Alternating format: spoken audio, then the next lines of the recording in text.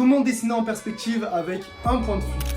Jour numéro 7 sur 365 pour dessiner tous les jours, c'est parti. Bon, évidemment, déjà, on commence à sortir une feuille et une règle, puis tu viens tracer une ligne horizontale. Une fois que tu as fait ça, tu mets un point où tu veux sur la ligne. Puis ensuite, tu traces des droites en partant de ton point. Donc en fait, le but, c'est qu'à la fin, ça ressemble à ça.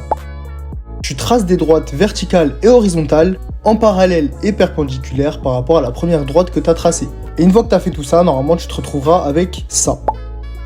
Et ensuite, une fois que tu as fait ça, t'as plus qu'à tracer ce que tu as envie de tracer. Tu peux commencer par des formes super simples comme moi je suis en train de le faire. Mais le but, c'est que toutes tes lignes aillent vers le point que tu as mis sur ta première droite. C'est ça le point de fuite. Et donc voilà, tu t'entraînes à faire plein de cubes pour essayer de choper la technique. C'est pas très compliqué en vrai. Moi j'ai appris ça avant-hier. Donc voilà pour aujourd'hui. Demain on essaiera de commencer un personnage. On essaiera de faire un personnage en perspective. En tout cas, on verra ça demain pour le 8e jour.